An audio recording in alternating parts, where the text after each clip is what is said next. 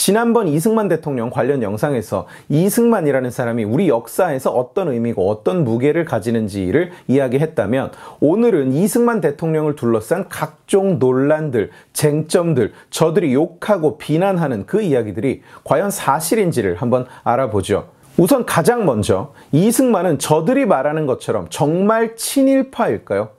물론 여러분 대부분은 이미 이 질문의 답을 알고 계실 겁니다. 이승만은 독립운동을 하던 사람이에요. 임시정부의 초대 수반이며 대한민국 건국 초기 내각도 독립운동가 출신이 굉장히 많았습니다. 이승만이 친일파인데 독립운동가들이 임시정부를 같이 구성하고 이승만의 지도를 따랐다. 괴상한 소리 아닌가요? 게다가 독립운동가들이 해방 후에도 이승만을 따랐다. 이승만이 친일파라면 그게 말이 되는 소리입니까? 독립운동가들을 너무 무시하는 소리 아닌가요? 간단히 말해서 이승만 대통령이 친일파였다는 주장은 이승만을 둘러싼 각종 헛소리 중에서도 가장 어처구니가 없는, 그야말로 아무런 근거가 없는 소리입니다. 이렇게도 볼 수 있고 저렇게도 볼 수 있다, 이런 것조차 아니고 그냥 이승만을 까기 위한 망상 속에서나 존재하는 소리예요.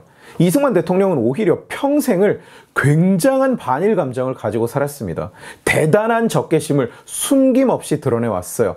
일본과 사사건건 충돌했고 미국과 외교적 관계가 굉장히 좋았기 때문에 발언권이 강했는데, 미국이 일본에게 이익이 되는 정책을 펴려고 하면 모조리 다 반대했어요. 미국이 이승만 대통령이 하도 일본에 대한 반감이 강해서 골치 아파했을 정도입니다. 이건 기록이 다 남아있는 역사적 사실이에요. 지난 영상에서도 제가 말씀드렸었지만 이승만 대통령은 일본인들에 대해서 그 유튜브에서는 말할 수가 없는 그런 어떤 평가를 하고 있었고, 그걸 토대로 Japan Inside Out이라는 일본을 까발리는 책을 써서 미국에서 베스트셀러가 됐던 그런 사람입니다. 저것들이 주장하는 것과는 완전히 반대인 거예요. 저들이 이승만을 친일파라고 부르면서 되는 이유에는 이런 것도 있습니다. 이승만이 해방 후에 건국을 하면서 친일파를 기용했다는 겁니다. 그런데 제가 시청자 여러분들께 자주 드렸던 질문입니다만, 친일파라는 것은 무엇인가요? 일본 제국의 편에서 적극적으로 조선인을 수탈한 사람입니까? 아니면 그냥 일제치하 때 뭔가를 한 사람입니까? 태어났는데 조선이라는 나라는 이미 망했어요. 그냥 총독부가 다스리는 일제시대인 겁니다. 공부를 해서 교사가 되거나 공무원이 되거나 군인이 되거나 일본 사람들을 대상으로 사업을 하거나, 이 사람들이 다 친일파인가요? 우리는, 대한민국 사회는 그것조차 명확히 정의하지 못하는 사회입니다. 그러면서 일제강점기에 뭔가를 한 사람을 기용했다고 기용한 사람을 친일파라고 부른다는 말입니까?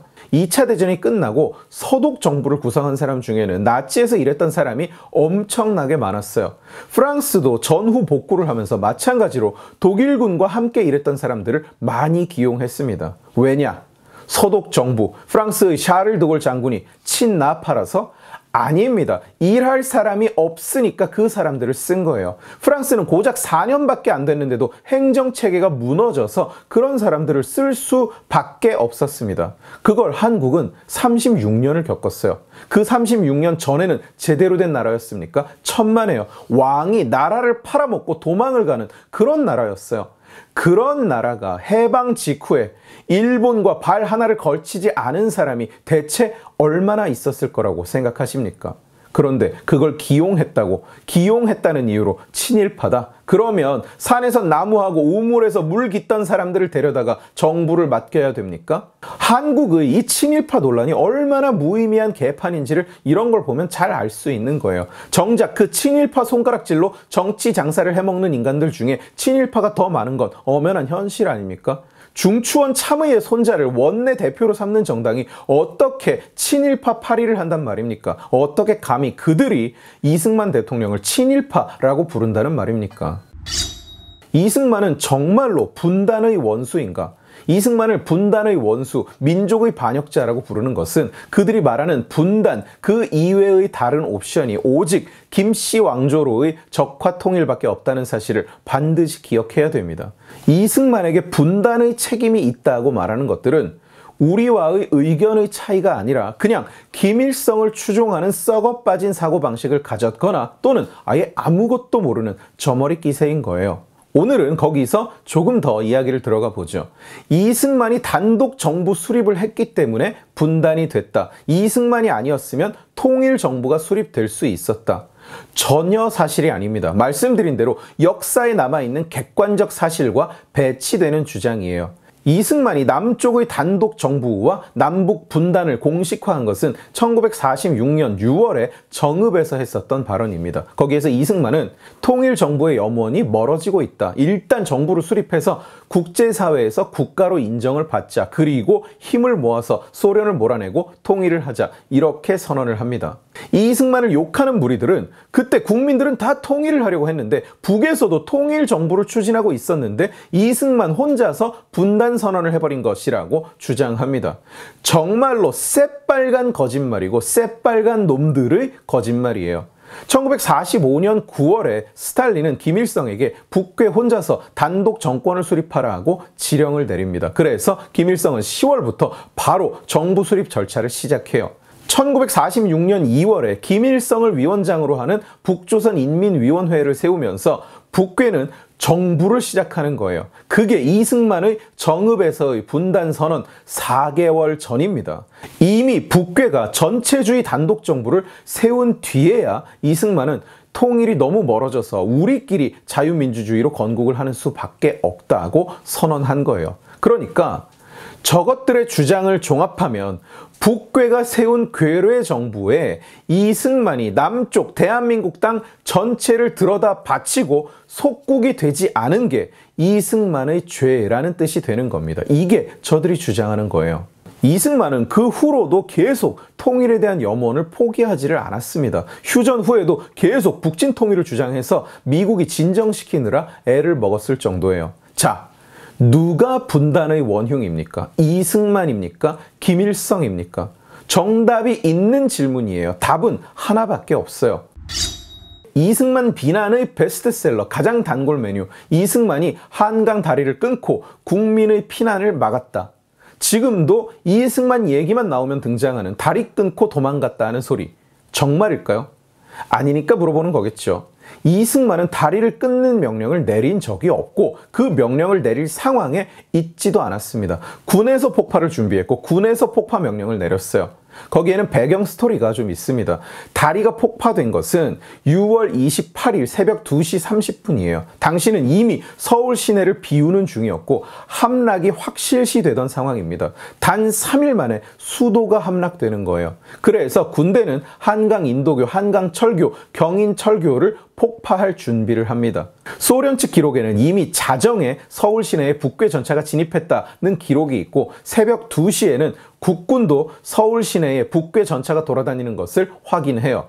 이미 서울을 빼앗겼다고 생각한 군은 2시 30분에 폭파 명령을 내리고 다리를 폭파합니다. 아침 6시에는 이미 서울 시내에 북괴의 주력 부대가 들어왔고 주요 시설에 대한 접수가 끝났다는 기록이 북괴 측에 존재해요. 그러니까 다리를 폭파한다는 명령은 현장에서 군대가 급박하게 상황을 봐가면서 내린 결정이지 대통령이 멀리서 폭파 명령서에 사인을 해서 무너뜨린 게 아니라는 겁니다. 실제로 대통령이 지시했다는 기록이나 증언, 정황 그 어떤 것도 없어요.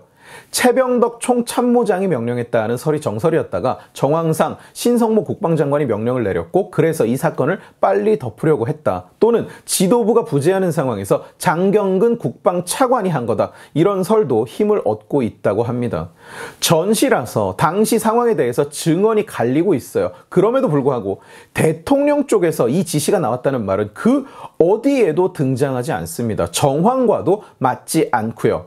게다가 다리를 끊어서 길을 다 없애버린 게 아닙니다. 그날 낮에도 인도교 옆에 이미 부교가 설치돼서 사람들은 부교로 강을 건너고 있었고 폭파 후에도 한강철교 하행선, 경인철교 상행선은 멀쩡히 남아 있었어요.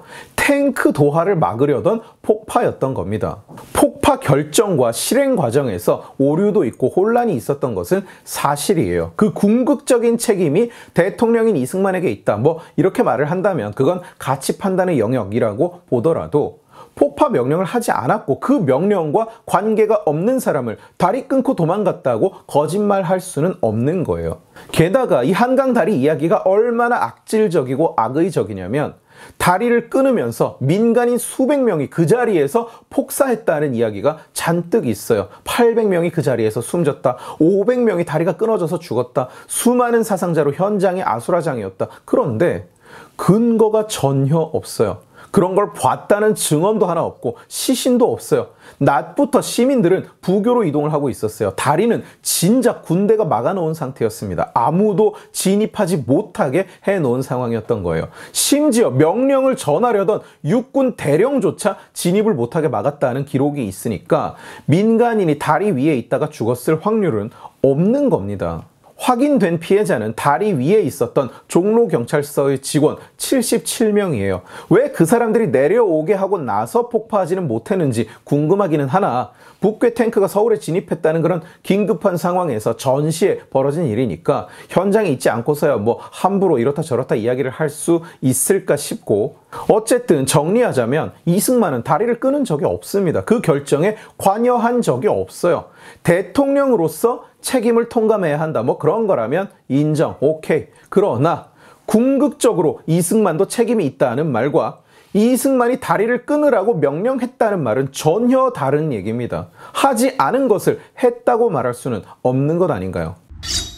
이승만은 국민을 속이고 피난을 가지 말라고 해놓고 자기만 피난을 갔다. 역시 이승만 욕설의 단골 메뉴입니다. 이승만 대통령이 서울은 안전하니까 피난 가지 말라고 방송을 해놓고 자기만 도망갔다고 저들은 주장하고 있는 거예요. 저들이 이승만이 방송했다고 주장하는 내용은 이렇습니다. 서울 시민 여러분, 안심하고 서울을 지키십시오. 적은 패주하고 있습니다. 정부는 여러분과 함께 서울에 머물 것입니다. 생 거짓말입니다. 이런 연설문은 방송된 적도 없고 그 어떤 기록에도 존재하지 않습니다. 그냥 이승만을 까고 싶은 저들의 망상 속에만 있는 거예요. 이승만이 국민 여러분 안심하십시오라고 말하는 장면이라고 돌아다니는 이 사진은 평양을 탈환하고 이승만 대통령이 평양에 가서 연설을 하는 장면입니다. 국민 여러분 안심하십시오가 아니에요.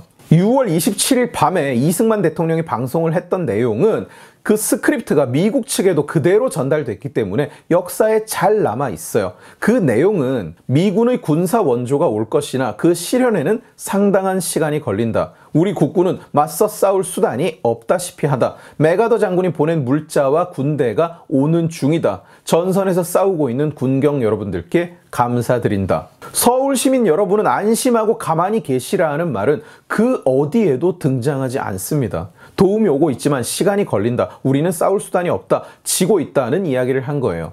상식적으로 생각을 해봐도 대통령이 시민 보고 피난을 가지 말라고 할 이유가 대체 뭐란 말입니까? 없어요. 말이 안 되는 거예요. 그냥 이승만 악마화를 위해서 말도 안 되는 스토리를 막 제조해내고 있는 거예요. 당시에 군에서 방송한 내용에 혼란이 있었던 것은 사실입니다. 군에서는 미군이 이미 도착했다고 방송한 기록이 있어요. 국군도 정신이 없고 상황이 엉망진창이었을 거라는 것은 짐작하지 않는 바는 아니나 일단 잘못한 건 잘못한 거라고 보고요. 또 군 통수권자에게 궁극적인 책임이 어쩌고 저쩌고 할 거면 그것까지도 인정을 한다 치고, 그러나 군대가 오보를 전했다는 이유로 대통령이 하지도 않은 연설을 만들어내서 거짓말을 하는 것은 안 될 말 아닌가요? 없는 얘기, 없는 사진으로 그냥 날조해내고 있는 거잖아요. 이승만 대통령은 오히려 대전으로 피신을 했다가 더 안 내려가고 거기에서 죽겠다는 걸 사람들이 부산까지 억지로 끌고 내려갔었어요. 낙동강까지 전선이 밀리자 미국은 일단 대통령을 일본으로 피신시키려고 했는데 이승만 대통령이 절대로 한국을 떠나지 않고 여기에서 죽겠다고 극구 반대해서 결국 이승만 대통령은 한국 땅을 떠나지 않았습니다. 한 번은 서울대 교수라는 역사학자가 방송에 나와서 이런 말을 해요.